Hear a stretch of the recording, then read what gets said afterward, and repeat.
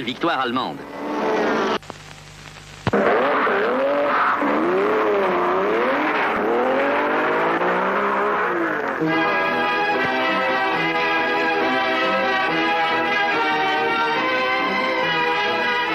Vers le milieu des années 30, l'Allemagne ravit à l'Italie la suprématie dans le sport automobile. Mercedes et Auto Union dominent la scène. Ce sont les voitures les plus puissantes qui aient jamais couru. Et ceux qui les pilotent méritent le nom de titans.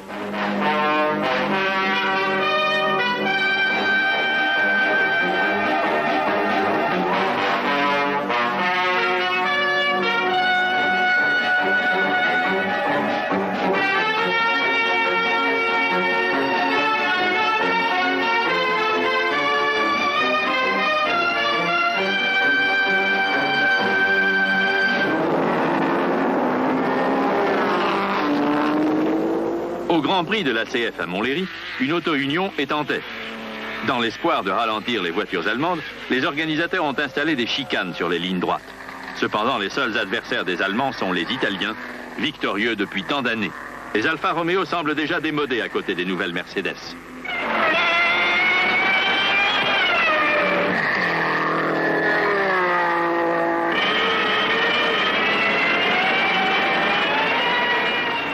Toutes ces voitures de Grand Prix doivent peser moins de 750 kg. Grâce à une technique d'avant-garde, les Allemands réussissent quand même à construire des moteurs de 430 chevaux. Les Mercedes ont une avance de 2 tours sur tous les concurrents.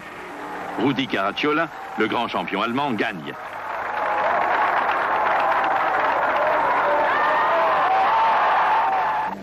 Dans le Grand Prix d'Allemagne au Nürburgring, le public attend une nouvelle victoire allemande.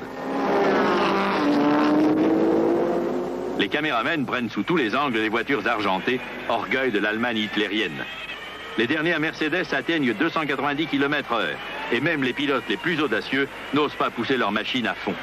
Les auto-unions de conception révolutionnaire avec leurs moteurs placés derrière le pilote sont les plus difficiles à maîtriser. Devant de telles merveilles techniques, les caméramens dédaignent une certaine Alfa Romeo, du moins jusqu'à ce qu'elle gagne. Elle est pilotée par le prestigieux Nuvolari. C'est un extraordinaire tour de force. Mercedes a gagné toutes les courses, sauf 2, et le champion d'Europe est Caracciola. À Monaco, Caracciola et Nuvolari, sur une nouvelle Alfa Romeo, sont côte à côte.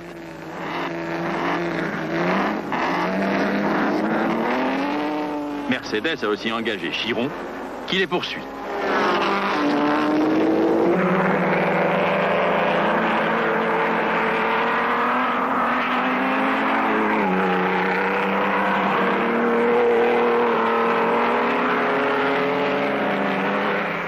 Caracciola et Nuvolari se sont bien détachés.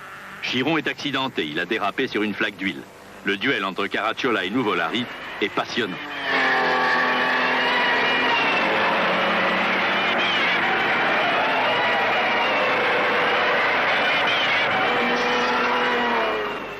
La pluie n'est pas du goût de tout le monde, sauf de Caracciola qui semble l'ignorer, car c'est sa spécialité.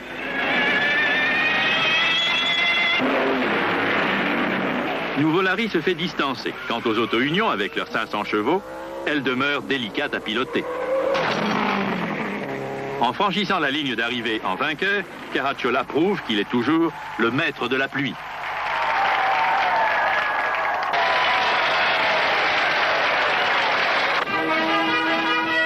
Grand Prix d'Italie à Monza. Mercedes n'y participe pas. Il modifie ses voitures mais ne court pas. Les auto-unions seules sont donc opposées aux Alfa.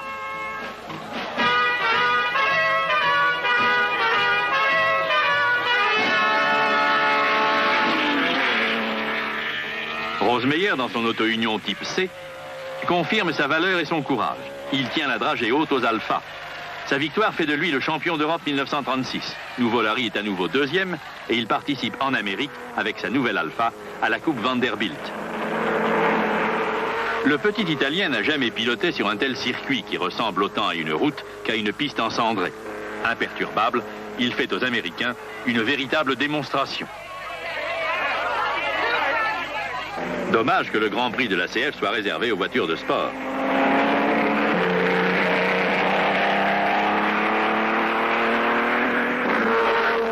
Les Bugatti ont pris du ventre, mais leur cœur est intact.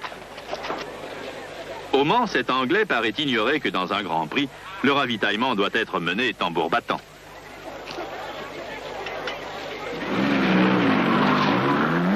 Les courses de voitures de sport sont de véritables démonstrations des qualités des voitures. Au Tourist Trophy, le public a le loisir de voir et de comparer des modèles qu'il peut vraiment acheter.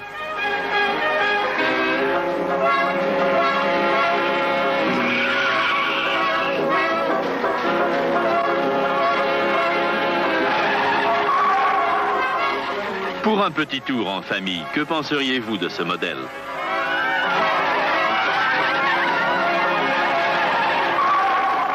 Nombre d'amateurs construisent eux-mêmes leur voiture pour la course de côte de Shelsley Walsh.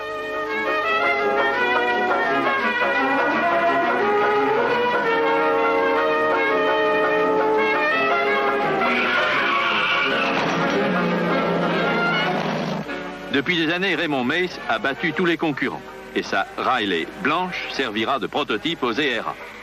Ces petites voitures anglaises construites de façon artisanale vont remporter toute une série de victoires.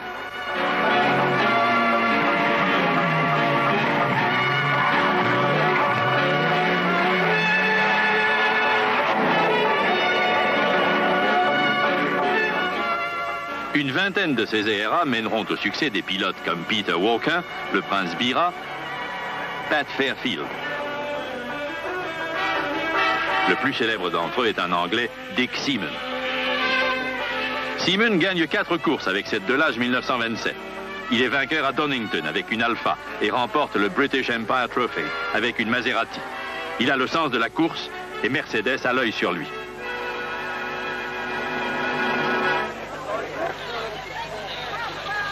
La saison commence par le Grand Prix de Tripoli, l'un des circuits les plus rapides du monde.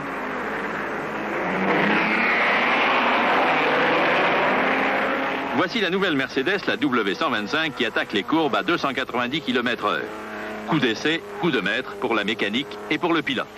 C'est Hermann Lang, ancien mécanicien de course, qui gagne à 215 km/h de moyenne. Un nouveau titan.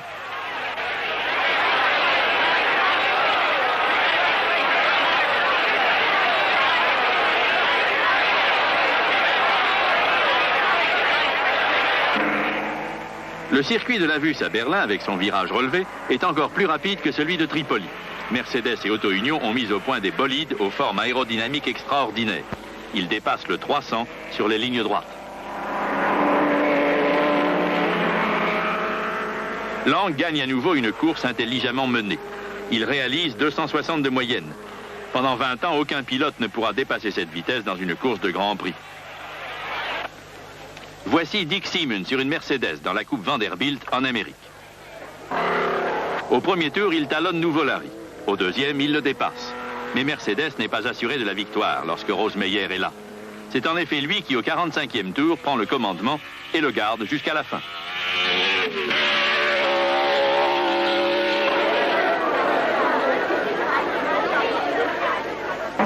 La plupart des grands pilotes n'ont pas pu rentrer à temps pour le Grand Prix de Belgique et les inconnus gardent leur chance.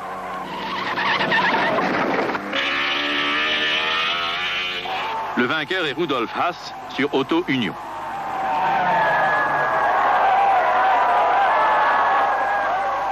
La tête semble lui tourner un peu, mais après tout, ne vient-il pas de remporter son premier Grand Prix? Le Grand Prix d'Allemagne.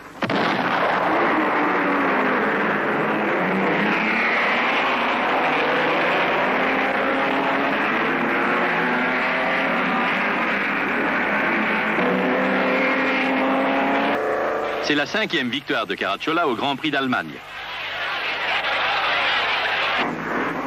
Caracciola, Von Brauerich et Rosmeyer prennent ensemble le départ du Grand Prix de Monaco.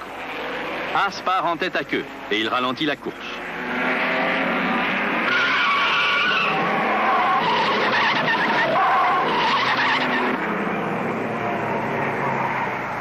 Caracciola est à nouveau en tête, suivi de Von Brauerich.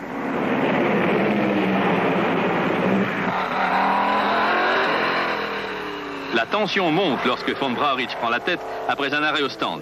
Il est excédé d'être l'éternel second. Caracciola ne parvient pas à le doubler.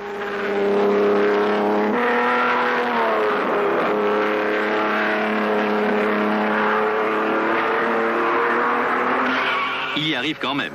Mais von Brauwich le dépasse à nouveau et garde le commandement. Pour une fois, von Brauwich joue le premier rôle et Caracciola la figuration. Sur le plan politique, les courses de Grand Prix sont exploitées au maximum. Ce sont pourtant les hommes, les pilotes, qui enflamment l'imagination du public. Qui pourrait oublier les luttes acharnées et sans espoir de nouveaux Larry?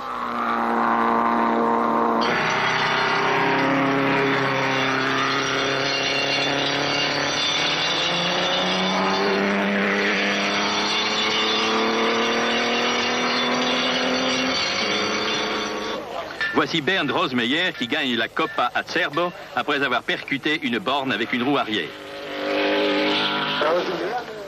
Avec Alfred Neubauer, le plus remarquable chef de service course du monde, tout va comme sur des roulettes.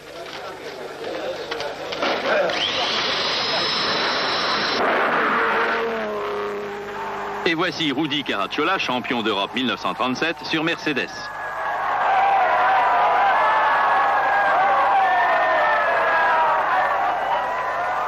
La dernière grande course avec limitation de poids à 750 kg a lieu à Donington, en Angleterre.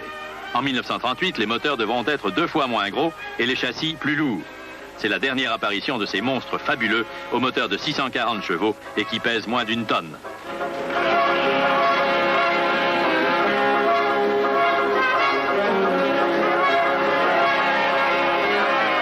Le Grand Prix de Donington voit la dernière victoire du plus brillant des pilotes d'Auto-Union. Avant le début de la saison, Bernd Rosemeyer va trouver la mort au cours d'une tentative de record.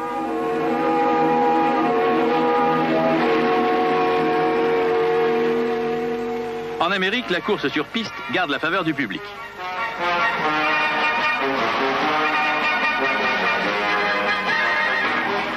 Par bonheur, il y a toujours une ambulance là où il faut.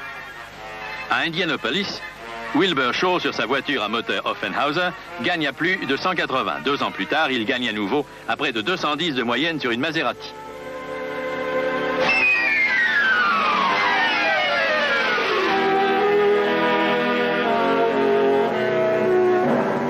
La Grande-Bretagne a ses héros. À Brooklands, parmi les énormes bolides qui virent tout en haut de la piste, voici la Napier Railton de John Cobb. Ici, Sir Malcolm Campbell, le premier homme à avoir atteint 480, et George Hayston sur sa Thunderbolt à 8 roues. John Cobb, en 1938, est le premier à avoir roulé à plus de 560.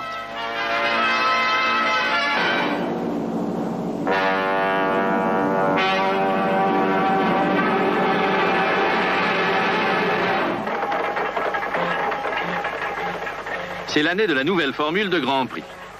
Moteur à compresseur limité à 3 litres, poids minimum 850 kg. Les nouvelles Mercedes sont surbaissées et plus fines. Elles ont un moteur de 12 cylindres en V, tellement surcomprimé qu'il développe 400 chevaux.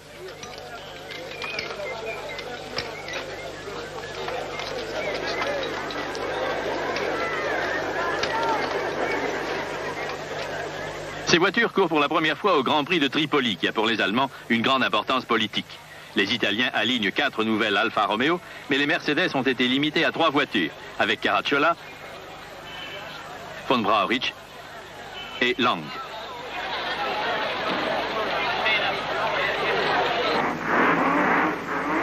Les organisateurs ont doté l'épreuve de millions de livres et ont autorisé la participation de voiturettes.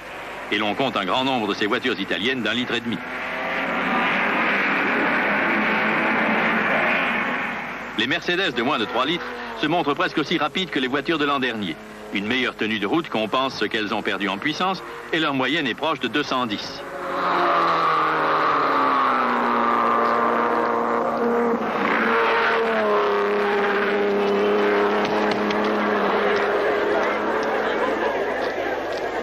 Caracciola souffre d'une vieille blessure à la jambe, mais les nouvelles voitures italiennes semblent encore plus handicapées.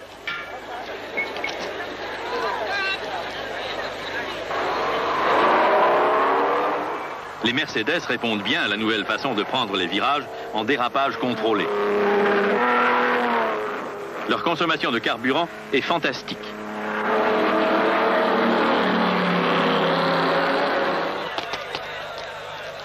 Et il n'est pas facile de faire des pleins de 250 litres en quelques secondes. Le carburant est un mélange d'alcool méthylique, de nitrobenzol et d'acétone.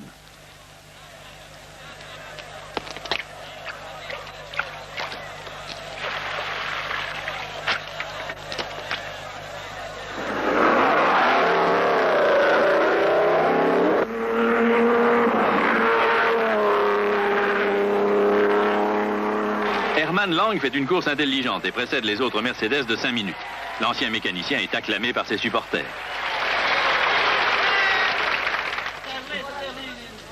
C'est à Reims que se dispute le Grand Prix de l'ACF. Mais cette fois-ci, c'est sérieux. De vraies voitures de Grand Prix.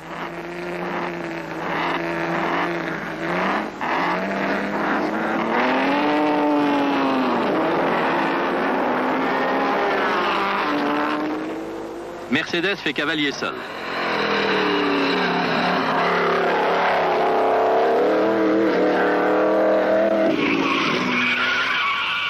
Haas fait encore des siennes. Les pilotes français semblent avoir des difficultés.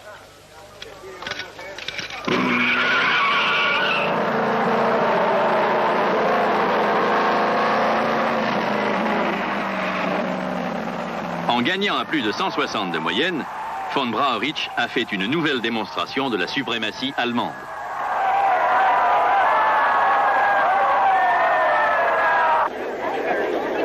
Le Grand Prix d'Allemagne se court au Nürburgring.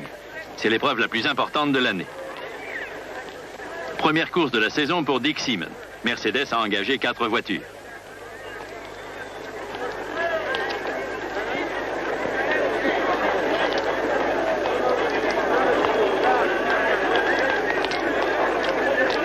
Auto Union en a aussi 4, et même Nuvolari pilote l'une d'elles.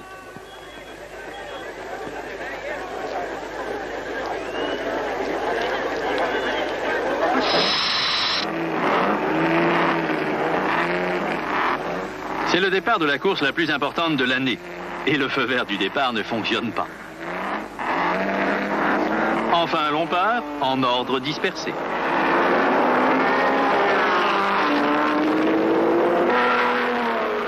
Voici Lang, Nuvolari, Seaman.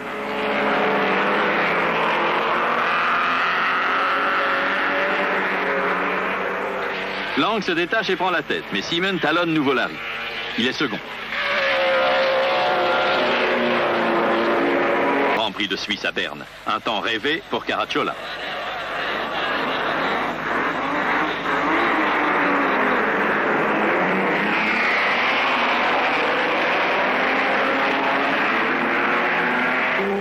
Seaman est pourtant en tête.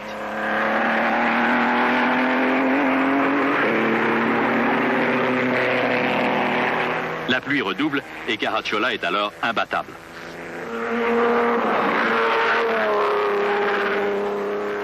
Il gagne et devient champion d'Europe.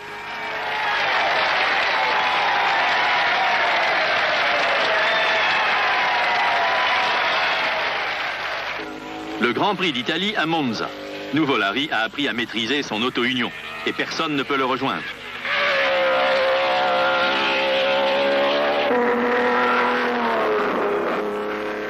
Tous les records sont pulvérisés et Nuvolari gagne à une moyenne de 155 km à l'heure. La crise de Munich a retardé l'organisation du Grand Prix de Donington, mais tous les pilotes sont là.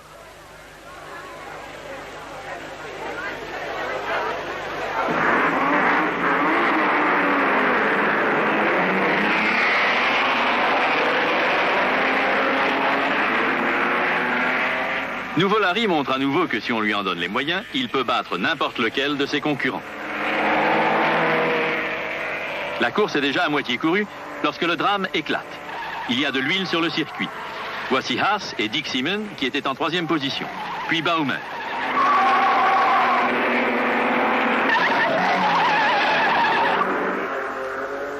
Un seul poursuit imperturbablement sa route, c'est Nuvolari, bien sûr, et il gagne le dernier Grand Prix de Donington.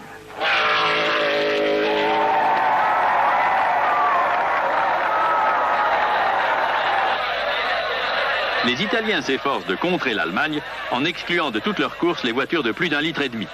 Le maréchal Balbo espère bien que son Grand Prix de Tripoli sera gagné par les petites Alfa ou Maserati. Mais voici qu'un personnage qui nous est familier s'embarque pour l'Afrique. Neubauer emmène 2 Mercedes de moins d'1,5 litre, construites dans le plus grand secret.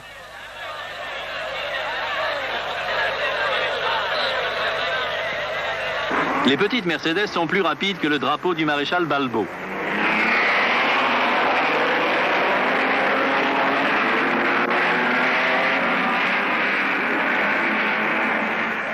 Pourtant, personne ne les avait jamais vues courir et elles ne courront jamais plus. Lang gagne le Grand Prix de Tripoli pour la 3e fois. Avec un compresseur à 2 étages sur sa 3 litres Mercedes, Lang tourne plus vite que jamais sur le Nürburgring. Il gagne la course de l'Eiffel. Lang est bien placé pour devenir cette année champion d'Europe. Au Grand Prix de Belgique, il pleut. Caracciola est accidenté.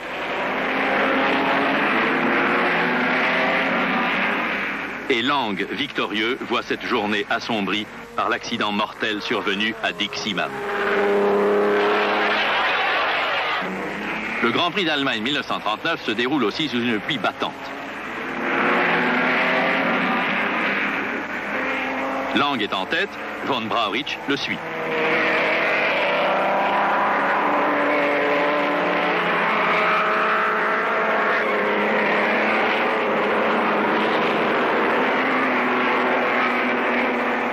Les drapeaux à croix gammée flottent dans le ciel lourd et le dirigeable Graf Zeppelin survole cette course qui restera pendant plus de 10 ans le dernier Grand Prix d'Allemagne.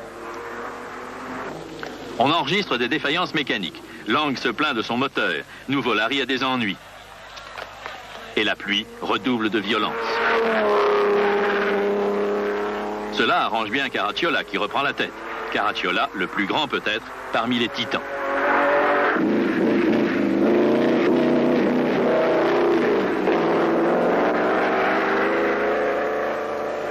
Il gagne pour la 6e fois le Grand Prix d'Allemagne sur Mercedes. C'est sa dernière victoire sur le Nürburgring et, bien sûr, dans une grande épreuve internationale.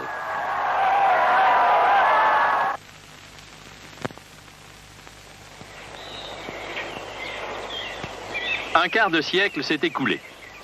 Alfred Neubauer, pareil à lui-même, est revenu avec Hermann Lang au Nürburgring. Ils ont amené avec eux la plus puissante voiture de course qui ait jamais existé, la Mercedes 1937. Les voitures et les pilotes changent, mais la course automobile sera toujours une école d'expérience technique et de courage humain. Et en hommage aux grands pilotes du passé, nous allons accomplir un tour d'honneur sur le Nürburgring avec l'un des derniers de ceux qui furent des titans.